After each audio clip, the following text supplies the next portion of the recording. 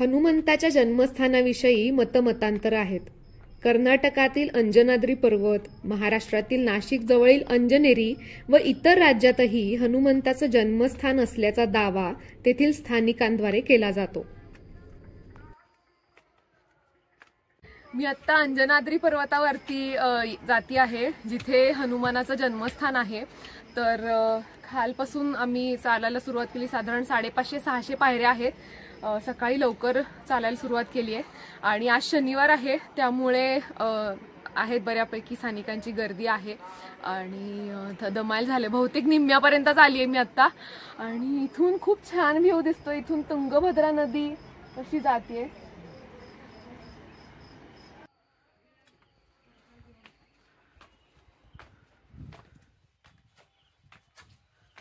रामायणातील उल्लेखानुसार त्रेतायुगातील किष्किंधा नगरी ही वानरराज वाली सुग्रीव यांची राजधानी होती, जे आता कर्नाटकातील अनेगोंदी नावाने ओळखलं जातं.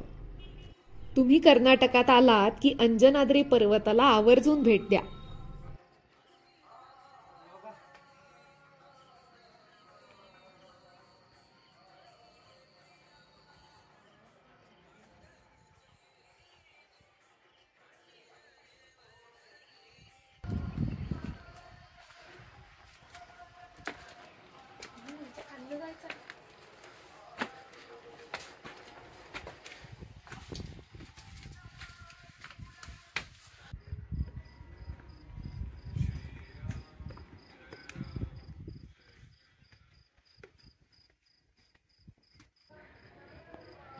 बऱ्यापैकी मंदिराच्या जवळ आलेलो आहे आम्ही आता. इथून मंदिराचा कळस दिसतोय आणि साधारण खालून आम्ही चालत निघालो त्याला अर्धा एक तास झालेला आहे. 30-35 मिनिटं लागली आम्हाला आणि आता जातो, आलं मंदिर जवळ.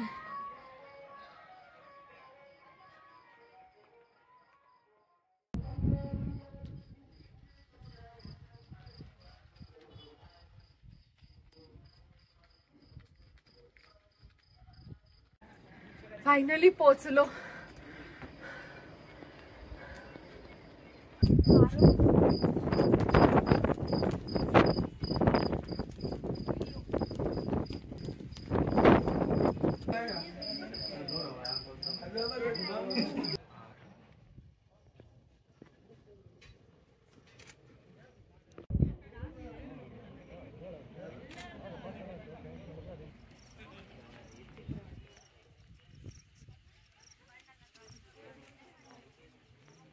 कर्नाटक सरकारच्या पर्यटन विभागातर्फे मंदिराबद्दल माहिती देणारा हा फलक.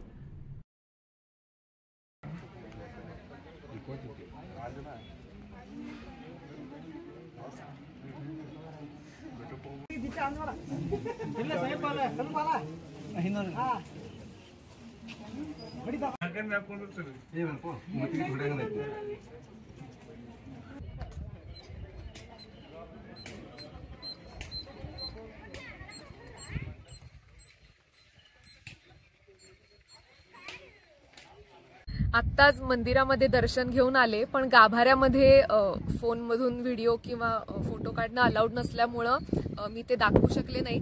पण सकाळी लवकर आल्यामुळं सूर्योदयही बघता आला आणि शांत इथे आता थोडा वेळ बसता येईल. इथून वरून बघताना सगळी भाताची शेतं दिसत आहेत, नारळाची झाडं आहेत, केळीची झाडं आहेत. अगदी कोकणासारखंच वाटते. फक्त फरक असा आहे की इथले डोंगर जे आहेत, जो दगड थोडा वेगळा आहे आणि त्या नदीच्या पलीकडे तिकडे विरूपाक्ष मंदिर दिसतंय बघा.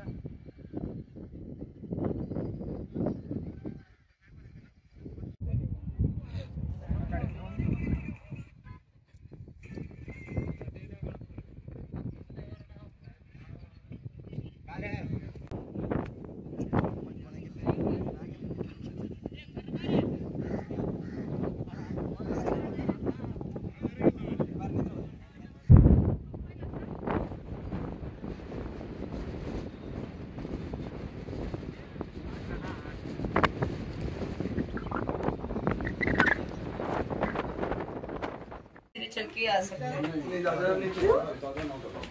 क्यों बैठते हैं?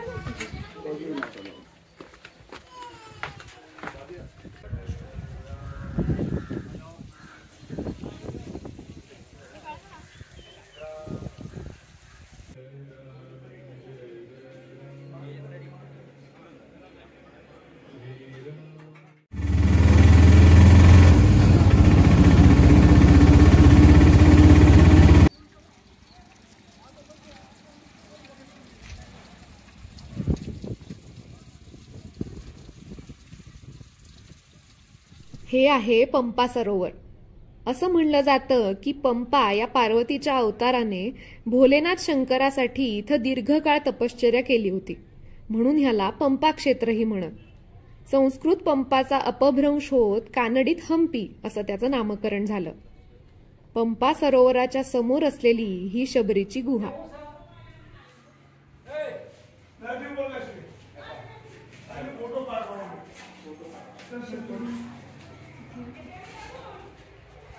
किती गार आहे इथे, थंड एकदम.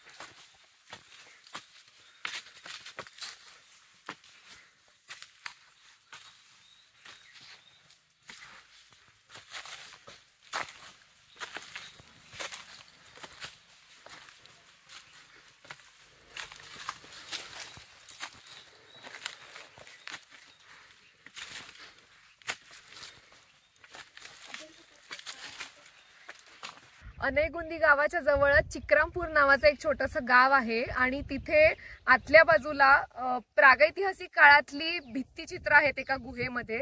तर ती बघायला मी आता आलेली आहे.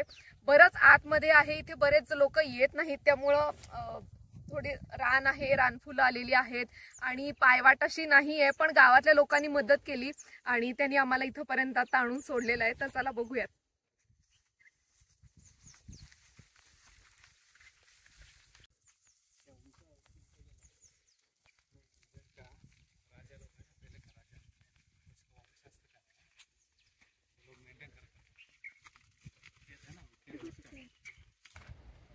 स्कार्फ पहनती, तो कमरा पहनती, इधर से इधर से सामने से इधर बैठ कमरा पहनती. अरे बाप रे, कितना बड़ा है वो. क्या है? ओल्ड कैलेंडर कैलेंडर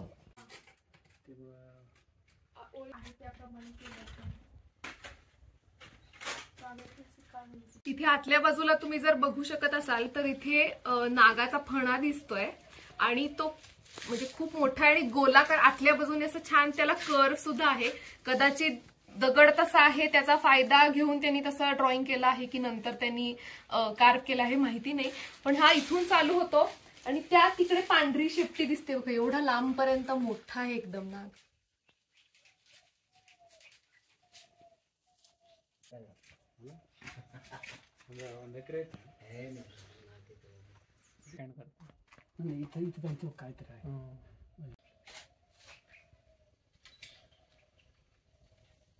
ही जी चित्र आहेत ती आदी मानवाने काढलेली आहेत.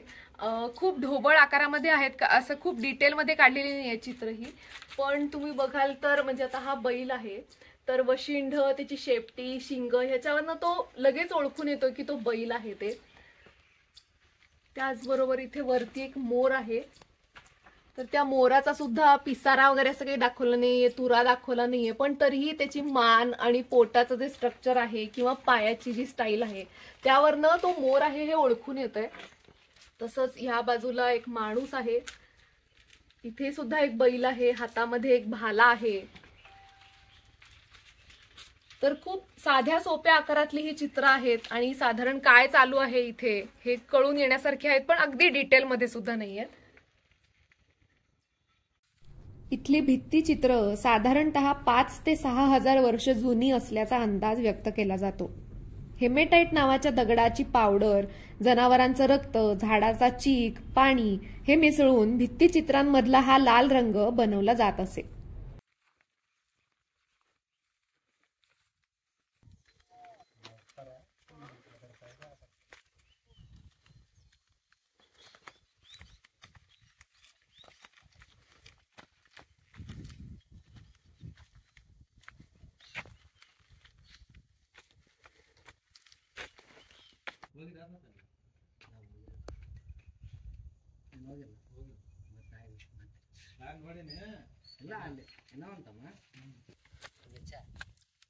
इथे नीचे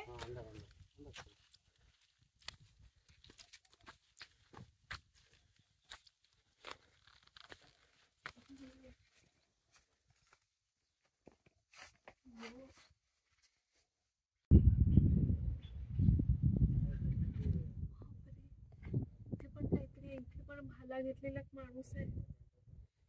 इथे पण असं काहीतरी जॉमेट्रिकल शेप्स किंवा असं काहीतरी आहे, कळत नाही. पांढऱ्या आणि लाल दोनच रंगामध्ये केलेले. कसलं आहे?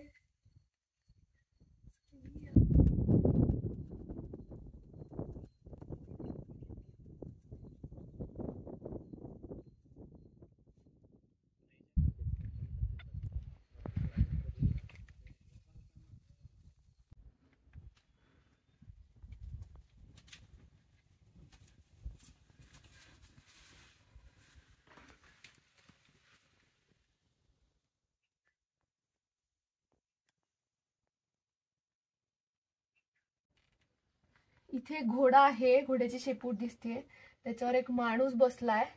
हा एक माणूस आहे, त्याच्या हातामध्ये पण भाला आहे.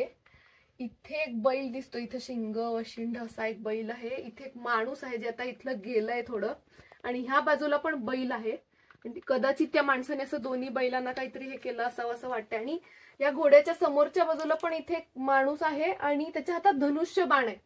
इथे पण दोन कुठले तरी प्राणी आहेत जे असं वाटते की काहीतरी युद्ध चालू आहे किंवा युद्धाचं एक प्रतिकात्मक इथं चित्रण केलेलं आहे असं वाटतंय आता.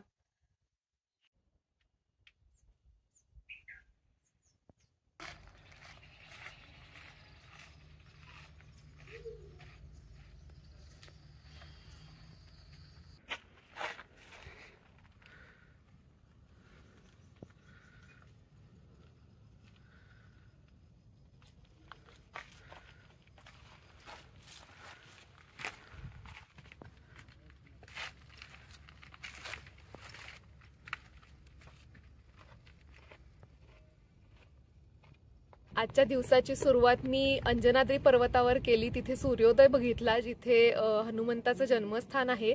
आणि आजच्या दिवसाचा शेवट मी सनापूर इथे बाल हनुमानाचं एक मंदिर आहे एका डोंगरावरती, तर इथे सूर्यास्त बघायला आली.